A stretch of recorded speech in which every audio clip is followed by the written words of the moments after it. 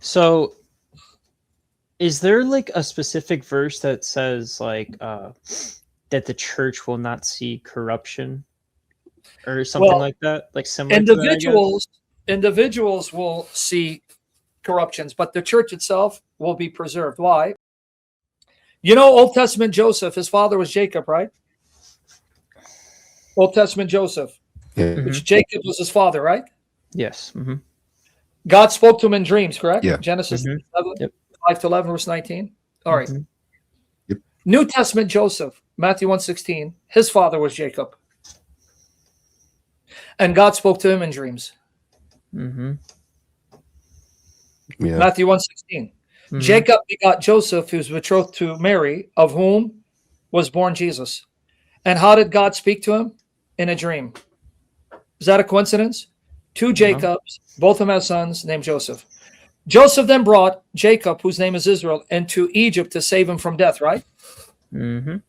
Joseph took Jesus, who is Israel, into Egypt to save him from death. Wow, yep. Are you seeing the similarities? Mm-hmm. Not only that, how old was Joseph when he began ministry? Genesis 41:46 says he was 30 years old. How old was Jesus when he began ministry? 30 years old. But beyond that, who sold Joseph into slavery and handed him over to the Gentiles to persecute him? His brothers, right? Yeah. Who sold Jesus for 30 pieces of silver and then handed him over to the Gentiles to persecute him? Judas. His brothers, the Jews. Yeah. Oh my gosh, yeah. Now it's all going to correlate with Christ. Right here. Now Joseph was 30 years old. But Joseph, brought out of prison, was exalted to be the savior of the world because he saved the world from famine, Lord of the earth, second to Egypt, Pharaoh. Jesus, raised to be the Lord of all creation, the savior of the world, subject to the Father. At the first coming, when the brothers came, they didn't recognize Joseph, right? Nope. Yeah. But he made himself known at the second coming. At the first coming, the nation did not recognize her Messiah, Jesus. They'll recognize him at the second coming. I'm just blown away right now.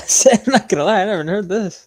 Yeah, this is all of my series, Foreshadowings of Christ, or Acts 7, 12, 13. But when Jacob heard that there was grain in Egypt, he sent our fathers there the first time. And the second, not the first, Joseph made himself known to his brothers. And Joseph's family was as close to Pharaoh. It was the second visit that they recognized Joseph. Jesus' first visit, his brothers did not recognize him, hand him over to be killed. But at the second visit, they will all bow to him and acknowledge him as Lord. Oh, I think that is what John 1 says, that they didn't recognize him. Yep. John 1, if you read verse 11. John 11. He came to his own, and his own did not receive him. So when I tell you everything points to Christ, I'm not exaggerating. Everything points to Christ. Even remember when I told you Solomon? His name is Shlomo, right? Because he's a man of peace. God gave peace in his reign. Yeah. And he's called Jedediah, right? Beloved of God. Mm-hmm. And he sat on God's throne and he built a temple. Yeah. Okay. Is Jesus our peace? Ephesians 2:14, John 14:27, John 16:33. Is he the Prince of Peace? Isaiah 9:6. Yes. Does he sit on the throne of God? Yes. Is he the beloved of God? Yes. Is he the Son of God? Yes. Is he building God a temple, the church? Yes. I probably will ask a question real quick, Sam. Go ahead. So, is there like a specific verse that says like that the church will not see corruption or something like that? Like similar individuals will see corruptions, but the church itself will be preserved. Why? Matthew 16:18. The gates of Hades will not prevail against my church. Mm-hmm. Yep. So there will be individuals who will be corrupt and corrupting, but the church as a whole will be preserved and endure by Christ. This is why many of us leave Protestantism, because if we take Jesus's words and believe what he says, then he cannot fail the church. There'll be wolves, there'll be snakes, but God will raise up his true warriors to expose them. And if you look at history, that's what he's always done. Mm-hmm. He's always raised up true servants to expose the corrupt leaders, corrupt teachers, false prophets to call them out. That's the thing too, because like I tell people, like especially as Roman Catholics, we've had corrupt popes, but we've had people point out the wrong in these popes, right, and expose them. Even today, you have people who still love the Catholic Church, remain faithful to the Catholic Church, even though they're told to step down, they don't leave, and they'll call out even things that the popes do today, right?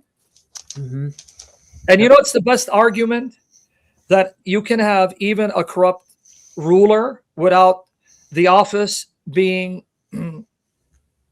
destroyed beyond repair. How many kings who sat on David's throne were corrupt and evil? Everyone. Did that then disqualify the office and nullify the covenant with David? No. Let me repeat. Did that disqualify the covenant with David? No, it didn't disqualify. No, it didn't. So why would a corrupt pope nullify the office, the office of Bishop of Rome? If corrupt kings could not destroy and nullify the covenant of David, why should I assume that if we have a corrupt pope, that means the office has been corrupted and tainted and it's done away with? That's not how God has worked. Yeah. So that's why when people tell me, well, look at the pope, so what? Look at the kings of Israel. Yep. How many of the kings of Israel were wicked? More wicked than righteous. Which one of them disqualified, nullified, destroyed God's irrevocable covenant of David? None of them. Yep. None of them. And did God say he's going to now replace the church with something new? No, because the Old Testament says the Old Testament will replace what the New Testament, but nothing replaces the New Testament until Christ comes. Yep.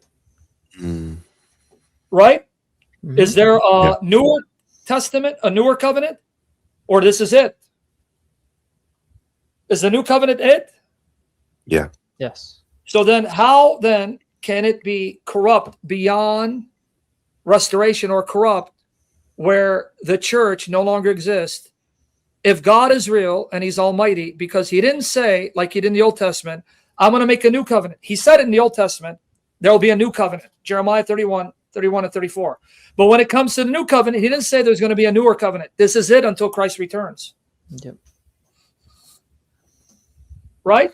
Yep. No. Yeah. So then how can the church be corrupted beyond restoration, or corrupted to the point that the church can no longer exist on earth? Then Christ lied or failed, either which is blasphemous. Right. Yeah. Because with the old, if they tell, well, look at the Old Testament, it was done away with. Yeah, but God told them centuries in advance will be done away with. Jeremiah 31 and 34. I'll make a new covenant. Isaiah 42:4. They will trust in the law of my servant. So he already told them, I'm getting rid of this. But when I get rid of this, what replaces it will remain until Christ returns. So where's the replacement? It's true. There is no replacement, man. None. Nope. So that means the church has to be preserved. Otherwise, Christ failed or he lied. Throw your Bible to the trash bin. Here, centuries before Christ made the new covenant, Jeremiah 34, which is quoted in Hebrews 8:7-13. Specifically, Hebrews 8:8-12. Behold, days are coming, declares Yahweh, when I will cut a new covenant. But can you show me in the New Testament where the Lord says this New Testament will be replaced by something else? No. No. This is something that remains till he returns. So how can the church be destroyed where it no longer exists? That's impossible if God is faithful and the Bible is his word. And it's always too, like it's always restored. It always like came back. If something like corruption happened, it always was brought back. Yep. You know? So. And the other passage, brother, that shows that the church cannot be swallowed up and destroyed completely, so it's lost. The very Bible that the Protestants appeal to, they'll say, sanctify them by your truth. Your word is truth. John 17:17. So they'll say the Bible is God's word, it's true. But according to your Bible, guess how God will preserve that truth so it's never corrupted? By the church. Yep. So if the church is corrupted, the truth is gone. Yeah. 1 Timothy 3:15. But in case I'm delayed, I write so that you will know how one ought to conduct himself in the household of God, which is the church of the living God, the pillar and support of the truth. Note, if you have no pillar, no foundation, there is no building. It collapses. Mm-hmm. So what is the pillar foundation that keeps the truth and preserves the truth from being corrupted? The church. The church is the people who have bishops, overseers watching them. So where is your bishop, and what makes him a bishop, and what makes him qualified to be a bishop of the church? Protestants don't have it. Nope. They're their own self-appointed popes. Even you would even say a high church Protestant too, right, Sam? Brother, you explain to me. Anglicanism. Who created it? King Henry VIII. Why? Because he didn't want to follow the church when it told him you cannot divorce and remarry. He goes, the hell with you. I'm going to start my own church. Yeah. How is that a church, brother? Who's the founder of that church? Yep. Absolutely. Who's the founder of that church? King Henry VIII. Why? Because he rebelled against the church that up to that point he was submitting to. Why? Because they wouldn't allow him to divorce. So guess what he did? I'm going to start my own church. That's a church? No, because it's not the pillar of truth that was founded. It was started in schism by a man who wanted to divorce and remarry. Mm-hmm. And you think God's going to honor that church? Nope. Nope. You tell me, man. I'm done. How's that a church? It's not.